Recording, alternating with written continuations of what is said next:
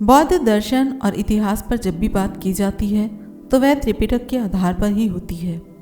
यह एक ऐसा संग्रह है जिसमें बुद्ध के द्वारा समय समय पर उपदेशित शिक्षाओं तथा उनके कुछ प्रधान शिष्यों के उपदेशों का संकलन है। इसी कारण त्रिपिटक को बुद्ध का संपूर्ण ज्ञान और दर्शन माना जाता है। किंतु अधिकांश लोग इस बात से अनजान हैं कि त्रिपिटक में शामिल सूत्रों के अलावा भी बुद्ध ने बहुत सी महत्वपूर्ण बातें बताई हैं जो इनमें शामिल नहीं हो पाई हैं और समय के साथ लुप्त हो गई हैं। जय भीम, नमो बुद्धाय। आप देख रहे हैं आपका अपना चैनल अनमोल इतिहास। सवाल ये उठता है कि वे कौन सी शिक्षाएं थी जो लुप्त हो गई और वे क्यों अन्य शिक्षाओं की तरह त्रिपिटक में स्थान नहीं पा सकी। तो इसका जवाब है ऐसी बातें जो बुद्ध ने उन अवसरों पर कही जब उन्हें कंठस्थ कर रिकॉर्ड रखने वाला कोई भिक्षु या भिक्षु संघ मौजूद नहीं था। ऐसे में ये शिक्षाएं सिर्फ बुद्ध और उस व्यक्ति तक ही सीमित रह गई जिसे वे संबोधित कर रहे थे। खास तौर पर जब वह व्यक्ति एक आम इंसान रहा हो तब तो इन शिक्षाओं को लुप्त होना ही था। भला एक साधारण इंसान इन अनमोल वचनों को कैसे त्रिपिटक में शामिल करवा पाता।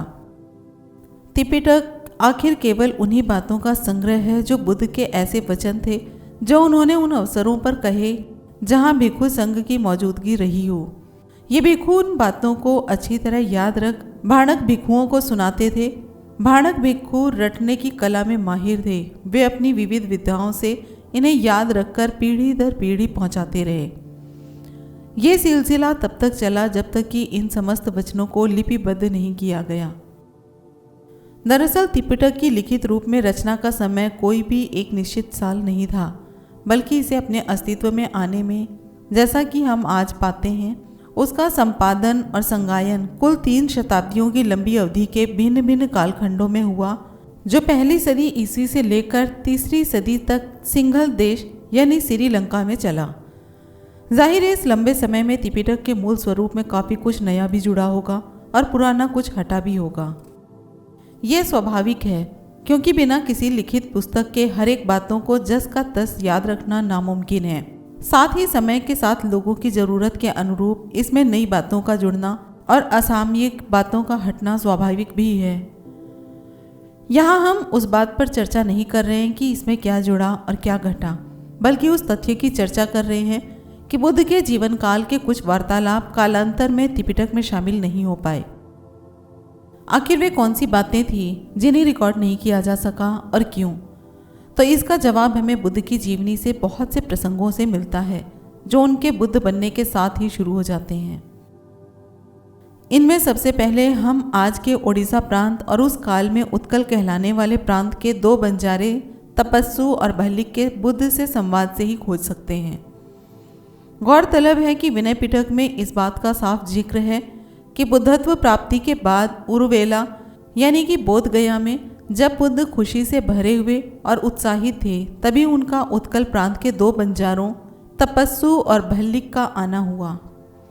विनय पिटक में इस बात का जिक्र अंतिरंजित रूप में किया गया है कि इन बंजारों को उनके जाति बिरादरी के देवताओं ने आदेश दिया कि जाओ मित्र, राजा यतन पेड़ के नीचे भगवान बुद्ध बैठे हैं, उन्हें तुम अपने पास का लड्डू और मट्ठा दान करो। इस लंबे अलंकारिक वर्णन से यदि हम देवताओं के आदेश जैसी कल्पित बातों को हटा दें तो ये बात साफ है कि इन 2 बंजारों ने बुद्ध से प्रभावित होकर उन्हें अपने पास उपलब्ध भोजन दान दिया, जिसे ग्रहण करने के पश्चात बुद्ध ने उन्हें उपदेश दिया, जिसे प्रमुदित होकर उन्होंने तत्क्षण बुद्ध और उनके धम्म की शरण ग्रहण कर ली। चूंकि उस समय संघ की स्थापना नहीं हुई थी, इसलिए वे द्विवाचिक अर्थात 2 वचनों यानी बुद्ध और धम्म के प्रथम उपासक कहलाए। बाद में जब सारनाथ में बुद्ध ने अपने 5 पुराने साथियों को संघ की दीक्षा दी तब संघ का निर्माण हुआ और उसके बाद से ही सभी उपासकों और भिक्षुओं द्वारा त्रिशरण यानी कि 3 बार बुद्धं शरणं गच्छामि, धम्मं शरणं गच्छामि और संघं शरणं गच्छामि कहा जाने लगा। यहाँ सवाल उठना चाहिए कि बुद्ध ने ओडिशा से आए इन 2 बंजारों से ऐसा क्या कहा कि वो दोनों अपने पारंपरिक धर्म को छोड़कर आजीवन बुद्ध और उनके धम्म के उपासक बन गए। हमें अफसोस है कि इस विषय में हमारे पास कोई सूचना उपलब्ध नहीं है। इस तरह के महत्वपूर्ण संवाद का लुप्त हो जाना महज एक अपवाद नहीं है, बल्कि ऐसे कितने ही उपदेश और वार्तालाप जो बुद्ध और किसी एक व्यक्ति या समूह के बीच हुए होंगे, जहाँ कोई अन्य भिक्षु मौजूद ना रहा होगा जो कि इसे याद कर सके, वे सभी लुप्त हो गए। वैसे भी त्रिपिटक हमें ये बताता है कि आनंद, जो एक लंबे समय तक बुद्ध के सहायक रहे थे और उसके सुत्त पिटक के निर्माण में महती भूमिका रही, क्योंकि उनकी याददाश्त बहुत तीव्र थी। अपनी इस विद्या के चलते वह अपने सामने आए बुद्ध के जीवन के एक एक पल की सटीक जानकारी पेश करने में सक्षम हुए। दूसरा कि स्वयं बुद्ध के सहायक होने के नाते उन्हें बुद्ध के अधिकांश पलों को साथ साथ देखने का बखूबी अवसर मिला।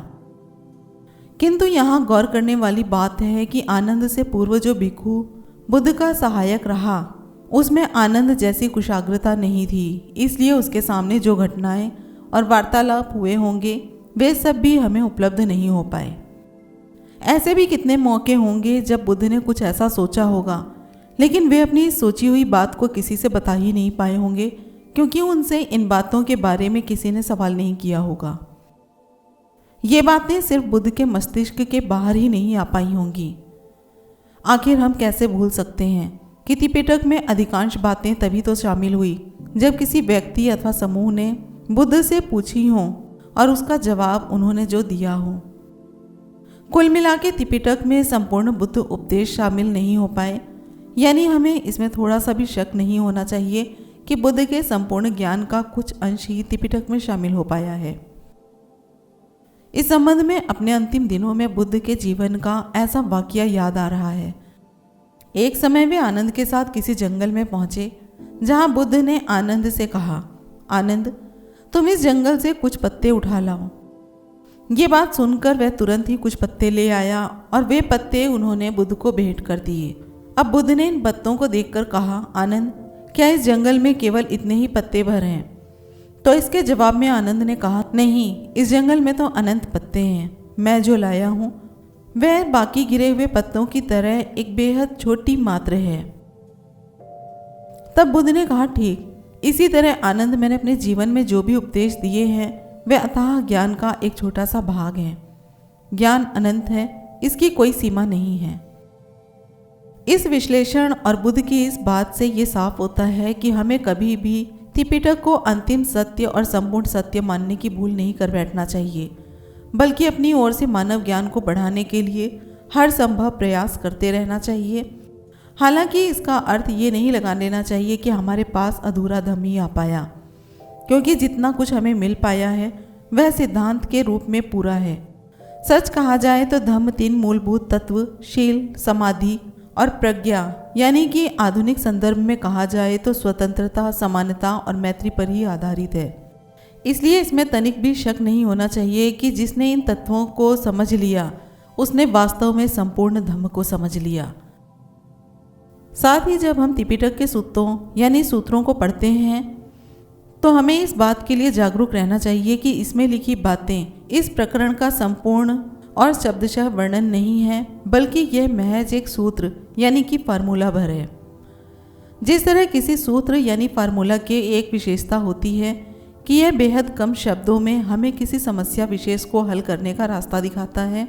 कोई विशेष सूत्र यदि किसी वैज्ञानिक के हाथ लग जाए तो वह इसका उपयोग कर कितनी ही महान खोज कर सकता है, किंतु यदि यही सूत्र यानी कि फार्मूला किसी सामान्य व्यक्ति को दे दिया जाए तो वह अपनी भाषा की जानकारी के आधार पर इस सूत्र को सिर्फ पढ़ भर सकेगा। त्रिपिटक में संकलित सूत्रों का भी यही हाल है। यदि कोई ये समझ बैठे कि इसे पढ़कर संपूर्ण धम्म की जानकारी हो जाएगी तो ये उतनी ही बड़ी भूल होगी जितनी कि आइंस्टाइन के फॉर्मूले को बिना समझे महज क ख ग घ या ABCD मानने की गलती करना। त्रिपिटक खासकर सुत्त पिटक में सभी दर्शन सूत्रों के रूप में है, जिसे अगर केवल शाब्दिक रूप से पढ़ा जाए तो सही अर्थ पाना संभव नहीं हो सकेगा, किंतु यदि इन पर गंभीर चिंतन और अभ्यास किया जाए तो सच तक पहुंचना संभव हो सकता है। ये अचरज की बात है कि आज के महायानी थेरवादी और अन्य पुरातन पंथी धम्मचक्र प्रवर्तन सूत्र के बजाय अन्य सूत्रों को अधिक महत्व देते पाए जाते हैं।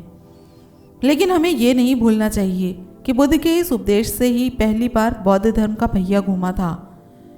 यानी इससे ही धम्मचक्र का प्रचार प्रसार खास और आम जनों में शुरू हुआ था। इसे सुनते ही गौतम के पूर्व 5 साथी सन्यासियों ने संघ में शामिल होने की इच्छा जताई और संघ की स्थापना हो गई। इस घटना के बाद से ही हर एक व्यक्ति सामान्य उपासक से लेकर बौद्ध संघ में शामिल होकर प्रवज्ञा लेने वाला त्रिशरण बोलने लगा। दरअसल बुद्ध के इस प्रथम उपदेश, या बेहतर होगा कि इसे प्रथम संरक्षित उपदेश कहा जाए, इसका इतना महत्व है कि इसमें संपूर्ण बुद्धत्व और धम्म का सार छिपा हुआ है। अब सवाल ये है कि यदि यह वाकई इतनी खास शिक्षा है तो फिर यह 4 पन्नों में ही क्यों सिमटी? इसे तो बहुत लंबा होना चाहिए। क्या इसे सुनकर उन 5 तपस्वियों के मन में कुछ शंकाएं और प्रश्न नहीं उठे होंगे? क्या सिर्फ 4 पन्नों की बात सुनकर अपने मत में कट्टर रहे ये लोग, जो गौतम को पाखंडी समझने लगे थे, एक झटके में अपनी परंपरागत मान्यता को छोड़कर बुद्ध के अनुयायी हो गए? यदि छोटे से उपलब्ध सूत्र को हम बुद्ध का पहला उपदेश मान बैठें तो ये भारी भूल होगी। दरअसल यह सूत्र और त्रिपिटक में संकलित तमाम सूत्र भी बुद्ध की वाणी का शब्दशः संकलन नहीं, बल्कि उनका संरक्षित सूत्र या फार्मूला भर है। उन्हें इसी कारण त्रिपिटक में भी उपदेश नहीं बल्कि सूत्र यानी कि सूत्र ही कहा गया है, जिसका अंग्रेजी में सही और सटीक अर्थ फार्मूला है। यानी यह किसी उपदेश का जस का तस वर्णन नहीं बल्कि एक संक्षेप में सार है, यानी कि सूत्र यानी फार्मूला भर। इसलिए बुद्ध के किसी भी सूत्र को उसके शब्दानुवाद से समझने की गलती नहीं की जानी चाहिए।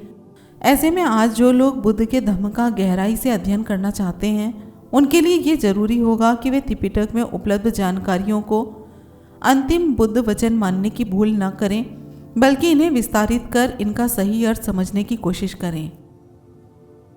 उम्मीद करते हैं कि आज का ये वीडियो आपको पसंद आया होगा। पसंद आया हो तो लाइक, कमेंट, शेयर करके चैनल को सब्सक्राइब ज़रूर करें। मिलेंगे अगले वीडियो में एक नई जानकारी के साथ। जय भीम, नमो बुद्धाय, जय संविधान।